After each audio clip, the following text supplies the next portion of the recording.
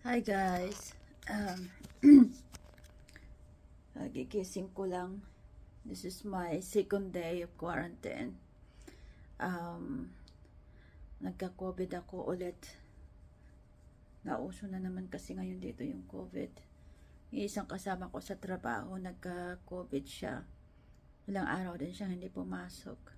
Tapos pagka pasok niya, um, yun ako naman na nagka-COVID. Actually, bago siya nagka-COVID, marami kaming bata na absent din. Hindi ko alam kung may COVID sila, pero may mga sakit din yung mga bata. Pero wala namang COVID na report. Tapos biglang nagka-COVID yung kasama ko rin na teacher. Ayun. Tapos pagbalik niya, ako naman ang nagka-COVID. Grabe guys, ang sakit ng ulo ko, yung dito ko, parang